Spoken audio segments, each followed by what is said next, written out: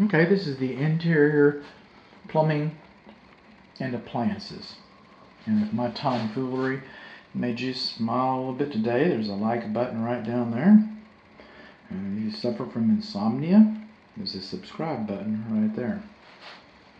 This is the hall bathroom. Okay. That is basically it's considered to be a heat lamp. And vent fans are not required in bathrooms that have windows.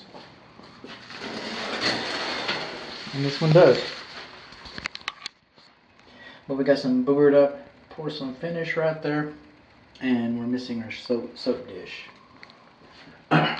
Also, by the way, this is a mix-it valve, and they're not my favorites. I'm surprised to see it's still in service. Commode's fine, everything's supposed to go down, goes down. Are you kidding me? Okay. Bathroom lavatory, hot's on the left, cold's on the right. Everything works as it's supposed to. Boring. Now, this GFCI receptacle outlet also operates the GFCI receptacle. Also provides GFCI protection to the patio, which is where the alarm system is, or the spy cams are, and goes out to the outbuilding, which I did not inspect. This is the indoor air handler. This is the closet. Okay, we have a whole video coming up. Oh, you've already seen that video. But what we didn't mention on this video is we have a thermostat over here, and this thermostat is not programmable. Every single family residence should have at least one programmable thermostat. Interior plumbing, like I said. Okay, I'm measuring really like between 26 to 30. I have to get my pictures out. They're in the camera. They're in there. But the moisture content in this floor is highly elevated. And we had a plumber out here running a scope, and I didn't see his report. I haven't seen it yet. I don't know if I will. But he had some pretty negative things to say about the underground plumbing, and I'm telling you that the moisture in this floor is highly elevated. Do they connect? I don't know. We'll see. You see a vent like this? Usually that's for some kind of pest control. And then pest control people, they're not sheetrockers. They're not drywall installers. So they cut the hole in, and they'll just put these little panels over there. And then they'll tell you, well, that's for monitoring or whatever. And I guess that's true. It is for monitoring, but there's nothing to prohibit you from fixing that proper either, by the way. If it is a termite treatment, all termite treatments are, in theory, my house has been, lifetime. And my house has had 3 lifetime treatments, so I get that. But that's what that means. That's behind the plumbing. But they could have been treating anything there, There could have been a mouse nest there. It's behind the bathtub. They could have been treating ants. So I'm not saying that it had to be termites. The front porch tells me that the house is treated from termites because those are drill holes. That's different. That's different. You've seen that video. In here, this GFCI controls this landing right here. This GFCI controls this receptacle outlet right here, but it doesn't say GFCI on it. It should, but it doesn't. Okay? So we do not have GFCI here, and we do not have GFCI over here. Okay? We have a water connection for the refrigerator, even though the refrigerator is not making ice. This refrigerator does not have an ice maker, but there is a water connection. Whether it works or not, I have no idea because we don't have an ice maker. It does not have a tray. Back in the 80's, that's the way they did it. It doesn't have a little, safety tray in there. It's just a valve that hangs out of the wall. This is the dishwasher. This is a sink. Really, bud? No kidding? Yeah, it is. Okay, so we come over here and we turn some water on. Yay! And there it goes. It's 1 horsepower.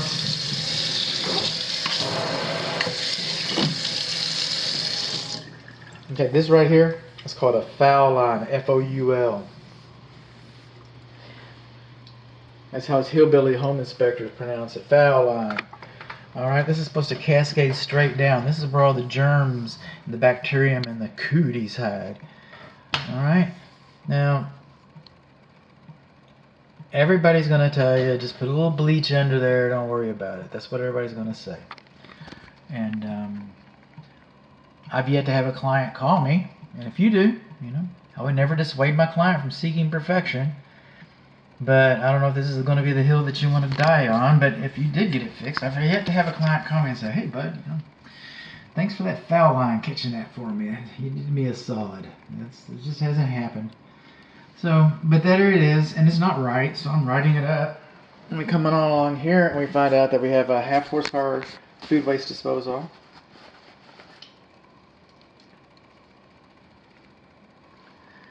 Not a half, 1 horsepower food waste disposal.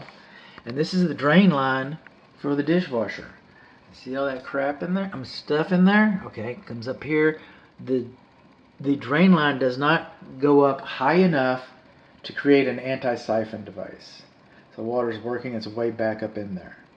And so the anti-siphon device, the barometric pressure from Elon's SpaceX is up there and is pushing down, maybe thruster rocket or whatever, but you know, weather does that, barometric pressure, you heard it, and it comes down and it causes the dirty water in your sink to siphon, you know, like gas, to siphon through and into your clean dishes, and it causes it to do that. That's why this hose needs to go up further.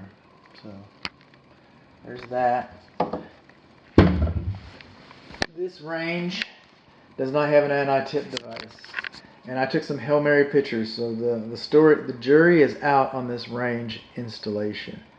I got some pictures behind it, so I might have some more commentary on the report. That's why the report is so important to read. And but we got convection bake and bake. Oh, no, we got stop, broil, convection roast. We got self-cleaning. So it looks like it's a pretty nice flat top range. I don't have the instructions. Code says that this corner should not be any farther from this cooktop than 24 inches. And it's not. It's not that high. But, that being said, a lot of manufacturers say that this corner should be no closer than 30 inches to this. And most of them are like 35, 36 inches. And so the manufacturer's installation instructions supersedes code. I don't have that. I'm relying on code. I'm just telling you that this is kind of close. Vent fan, how about that? Got a light. All right. Now,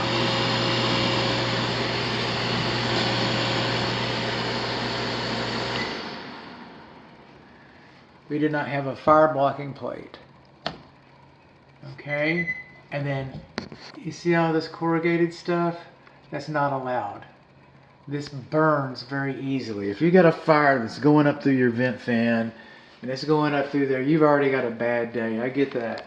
But look, you know, if that peels away, if that burns away, then you got a fire in your cabinet, going up to your attic, you don't have a fire blocking plate. So that's, you know, that's not what it should be.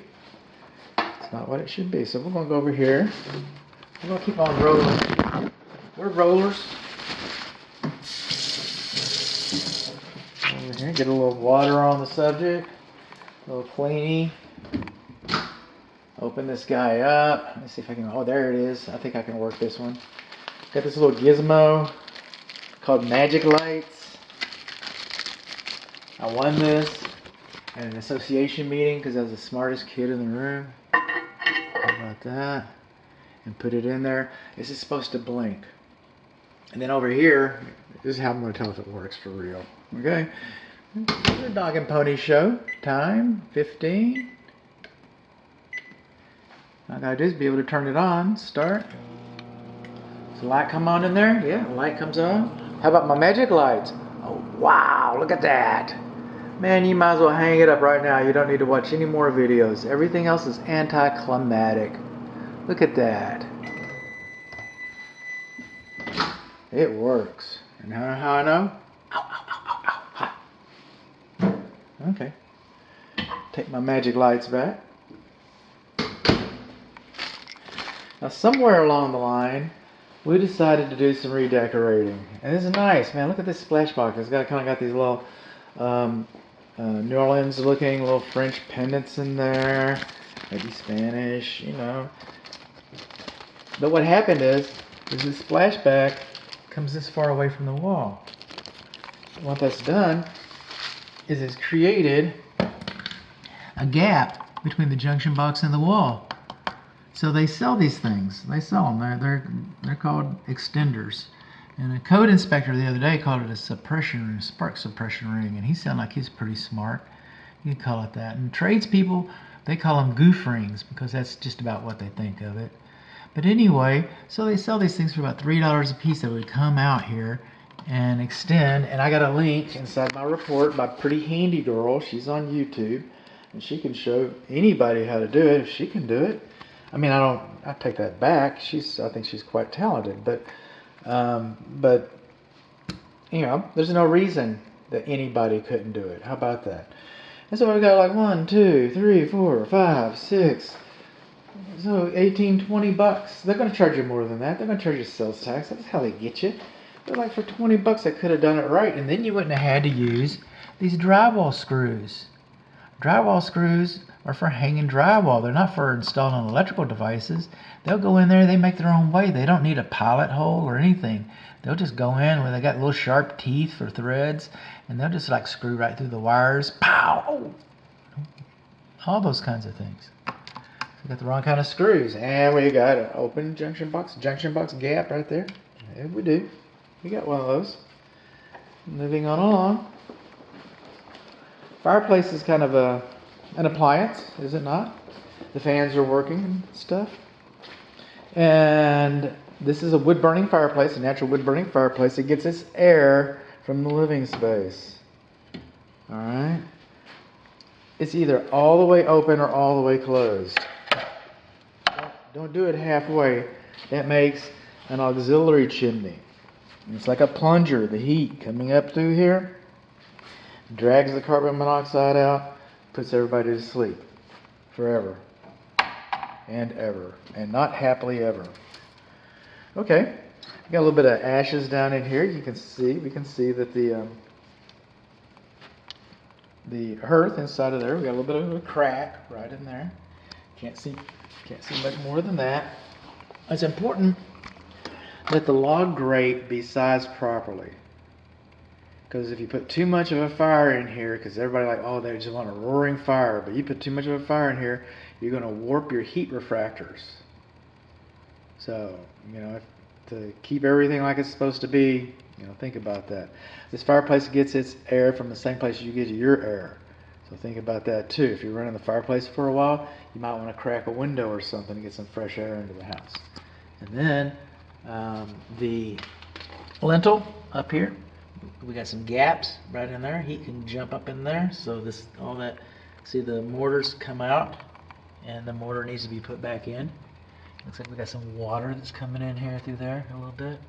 I got a still image where I stuck my camera up the chimney. So, you know, again, read your report. This is just kind of like familiarizing yourself with the house, so you can kind of feel like you were here with me. If you were here with me, you'd still need to read the report, because there's no way I'm going to tell everybody everything. So, read your report. That's the fireplace. Hearth extension is supposed to come out 24 inches. It looks to me like it's a little short. Anything on the line? Oh, why not? Coming in here. Now this guy, by the way, this guy used to be over there, but I already moved him once, and nothing broke, I think. So I'm not going to move him again.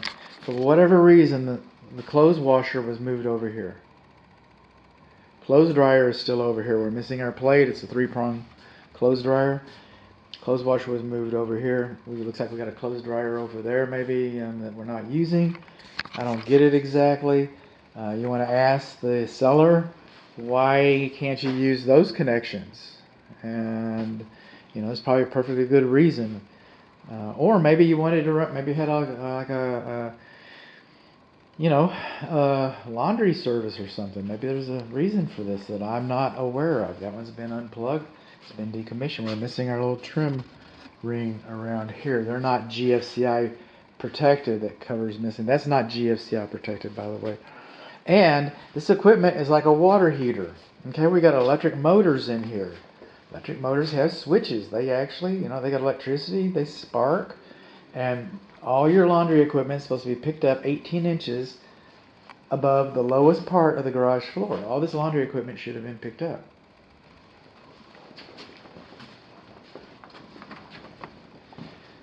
Moving on along. We're movers.